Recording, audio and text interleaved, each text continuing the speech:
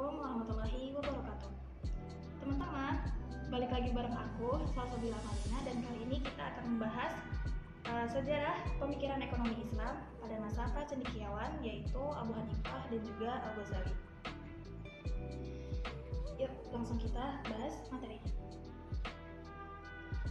Pemikiran ekonomi Islam itu bersumber dari ajaran Al-Quran dan juga hadis yang mencakup berbagai aspek kehidupan seperti perdagangan, zakat, larangan riba, dan etika dalam berbisnis serta muamalah-muamalah lainnya.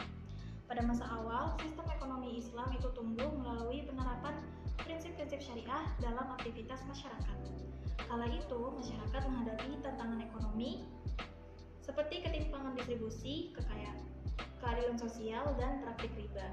Untuk mengatasinya, diterapkan sistem ekonomi berbasis syariah yang bertujuan untuk mengurangi kesenjangan sosial dalam meningkatkan kesejahteraan masyarakat. Nah, pemikiran pada masa pracendekiawan menitik beratkan pada keadilan, tanggung jawab sosial, dan juga moralitas yang menjadi pijakan bagi tokoh seperti Abu Hanifah dalam fikih ekonomi, muamalah, dan Al-Ghazali dalam memperkuat aspek etika ekonomi. Kita langsung bahas ke cendekiawan Abu Hanifah. Abu Hanifah ini memiliki nama lengkap Abu Hanifah An-Nu'man bin Sabit bin Zuta yang lahir pada tahun 699 Masehi di Kufah, Irak. Julukannya yaitu Imam Al-A'dham atas kontribusinya yang luar biasa dalam bidang fikih termasuk ekonomi Islam. Nah, pandangan beliau tentang ekonomi itu yang pertama menekankan pentingnya kejujuran dan juga transparansi dalam perdagangan. Pedagang itu harus menghindari manipulasi harga dan juga praktik curang. Yang kedua adalah kekayaan harus dikelola untuk kesejahteraan masyarakat termasuk melalui zakat dan juga sedekah. Dan yang ketiga, keadilan dalam muamalah yaitu menolak praktik ekonomi yang merugikan pihak lain seperti riba dan juga gharar, dan mengutamakan prinsip keadilan dan keseimbangan dalam setiap transaksi. Nah, Abu Hanifah ini juga menyumbang beberapa konsep ekonomi yang salah satunya itu kita kenali dengan akad salam, yaitu suatu bentuk transaksi di mana antara pihak penjual dan juga pembeli sepakat untuk mengirim barang setelah dibayar secara tunai pada waktu yang telah disepakati. Sampai situ adalah pemikiran ekonomi dari Abu Hanifah. Kita lanjut ke Al-Ghazali. Al-Ghazali ini memiliki nama lengkap Abu Hamid Muhammad bin Muhammad Al-Ghazali yang lahir pada tahun 1058 Masehi di Tus, Persia yang sekarang adalah Iran. Julukannya adalah Hujjatul Islam atas kemampuannya mempertahankan ajaran Islam melalui argumen-argumen rasional dan juga spiritual. Nah, pandangan Al-Ghazali tentang ekonomi itu yang pertama adalah moralitas transaksi ekonomi yang menekankan perdagangan yang jujur tanpa manipulasi dan juga eksploitasi. Yang kedua adalah produksi dan juga distribusi. Produksi itu harus bermanfaat bagi masyarakat, sedangkan distribusi kekayaan harus adil untuk mencegah ketimpangan sosial. Yang ketiga adalah pelarangan riba yang dianggap merugikan masyarakat dan juga bertentangan dengan prinsip keadilan. Dan yang terakhir adalah keseimbangan duniawi dan juga spiritual.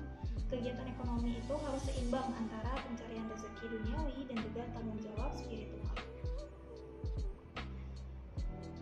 Nah, Imam Al-Ghazali juga menggarisbawahi bahwa perlunya kegiatan ekonomi yang efektif karena berkontribusi terhadap pemenuhan kewajiban agama seseorang. Seseorang harus melakukan kegiatan ekonomi karena 3 alasan. Yang pertama adalah menunjang kebutuhannya sendiri, yang kedua meningkatkan kesejahteraan keluarga, dan yang ketiga membantu orang lain yang membutuhkan. Al-Ghazali mengatakan kekayaan dan pendapatan seseorang berasal dari 3 sumber yang berbeda, yaitu pendapatan perdagangan, uang hasil jerih payah, dan juga pendapatan dari rezeki seperti warisan, harta, dan juga hadiah.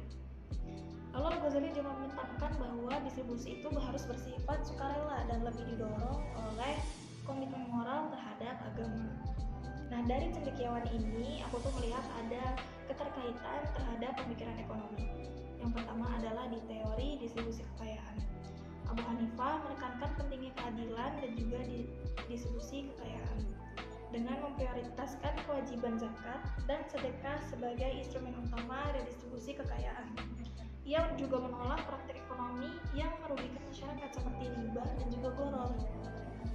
Lalu Al-Ghazali juga lebih menekankan redistribusi kekayaan sebagai kewajiban moral yang harus dilakukan secara sukarela oleh individu yang lebih mampu untuk membantu yang kurang mampu melalui zakat, sedekah, dan juga kewajiban sosial lainnya. Yang kedua itu adalah dari sisi keadilan sosial dan juga ekonomi. Abu Hanifah berpendapat bahwa keadilan dalam transaksi ekonomi harus mencakup kejujuran, menghindari eksploitasi melalui praktik manipulasi harga, penipuan, dan juga riba. Nah, Al-Ghazali ini menekankan pentingnya keadilan sosial yang bukan hanya berfokus pada materi, tetapi juga pada keseimbangan antara hak dan kewajiban individu terhadap masyarakat. Imam Al-Ghazali ini berargumen bahwa keadilan ekonomi harus mencakup kesejahteraan sosial dan moralitas dalam setiap aktivitas ekonomi. Dari sini kita itu bisa mengambil kesimpulan bahwa misi Nabi Muhammad SAW sebagai Rasul menandai mulainya pemikiran ekonomi Islam. Selain permasalahan hukum fikih, permasalahan hukum politik, dan permasalahan komersial atau ekonomi, Rasulullah SAW juga memberikan berbagai kebijakan yang banyak membahas topik-topik yang relevan dengan permasalahan sosial. Setelah wafatnya Nabi SAW, Khulafaur Rasyidin mengambil peran sebagai pemimpin untuk mendalami prinsip-prinsip maslahah dan juga mafsadah yang dihubungkan dengan kegiatan ekonomi yang dirintis oleh para fuqaha, sufi, dan juga filsafat. Nah, pada masa awal, sejumlah tokoh ekonomi Islam yang terkemuka adalah Zaid bin Ali, Abu Hanifah, Abu Yusuf, Al-Baghdadi, Ibnu Miskawai, Abu Ubaid bin Salam, Haris bin Al-Muhasibi, Asy-Syaibani, dan juga Al-Mawardi. Lalu lanjut kepada periode kedua pemikiran Islam yang pada saat itu pungutan liar meningkat dan korupsi serta kemerosotan moral menjadi pendorong utama pemikiran ekonomi seperti Al-Ghazali, Ibnu Taimiyah, Al-Makrizi yang merupakan beberapa tokoh pemikir Islam terkemuka pada abad kedua. Nah, sampai sini pembahasan kita kali ini. Sampai jumpa di kesempatan selanjutnya. Assalamualaikum